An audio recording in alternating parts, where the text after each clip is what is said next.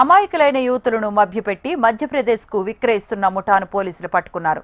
ఆసిఫాబాద్ మండలంలోని వాడిగొంది గ్రామానికి చెందిన యువతి గత సంవత్సరం తప్పిపోయింది. యువతి తండ్రి పోలీస్ స్టేషన్లో ఫిర్యాదు చేశాడు. రంగంలోకి దిగిన పోలీసులు కేసు దర్యాప్తు చేపట్టారు. గత నెలలో సదరు మహిళ ఆధార్ కార్డు అప్డేట్ చేయగా బాధితురాలి ఇంటికి పోస్టులో వచ్చింది. దీనిపై ఉన్న నెంబర్కు ఫోన్ చేయడంతో మధ్యప్రదేశ్కు చెందినట్లుగా గుర్తించారు. దీంతో పోలీసులు దర్యాప్తు ముమ్మరం చేసి చాకచక్యంగా వ్యవహరించారు. 10 మంది నిందితుల్లో 8 మందిని అరెస్ట్ చేశారు. మిగతా ఇద్దరిని మధ్యప్రదేశ్కు ప్రత్యేక టీం వెళ్లి అరెస్ట్ చేసినట్లు ఏఎస్పీ తెలిపారు.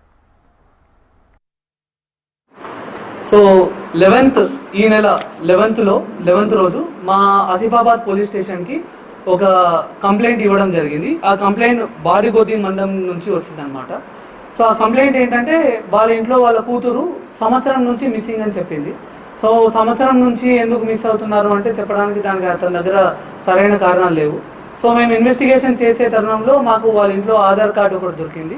ఆధార్ కార్డులో ఫోన్ నెంబర్ ఉండే అండ్ ఆ ఫోన్ నెంబర్ని మేము లొకేషన్ ద్వారా మేము ట్రేస్ చేస్తే ఆ పర్టికులర్ నంబర్ మధ్యప్రదేశ్లో ఉందని తెలిసింది. అండ్ కాల్ చేసాము. కాల్ చేసిన తర్వాత ఎవరైతే విక్టిమ్ ఉన్నారో, ఎవరైతే మిస్సింగ్ అని చెప్పామో ఆ అమ్మాయితో మాట్లాడడం జరిగింది. అండ్ ఇమీడియట్లీ వెంటనే మేము ఇక్కడ నుంచి ఆసిఫాబాద్ నుంచి ఒక టీంని పంపించి అక్కడ ఉన్న అమ్మాయిని మేము ఇక్కడికి తీసుకొచ్చిన తర్వాత మేము ఆ అమ్మాయిని మాట్లాడే తరుణంలో ఏమని తెలిసిందంటే హరిదాస్ అనే ఒక police constable who was working as a PC in Chintamanpalli police స్టేషన్లో పనిచేస్తున్నారు.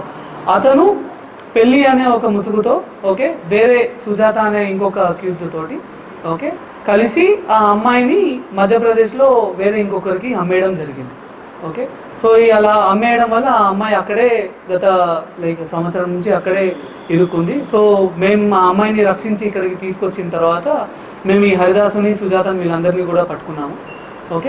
ఇది జరిగే తరుణంలో, ఈ కేసు ఇన్వెస్టిగేషన్ అయ్యే తరుణంలో ఇంకొక అమ్మాయి విక్టిమ్ ఇలాగే మోసపోయానని చెప్పి సేమ్ హరిదాస్ అనే ఎవరైతే పర్టికులర్ పర్సన్ ఉన్నాడో అతను కూడా ఇలాగే నన్ను వేరే ఒక అతనికి అమ్మేశారు మధ్యప్రదేశ్లో అని చెప్తే వాళ్ళ డీటెయిల్స్ కూడా ఐడెంటిఫై చేసి మొత్తం టోటల్ ఈ 2 కేసులలో 10 మందిని అరెస్ట్ చేయడం జరిగింది.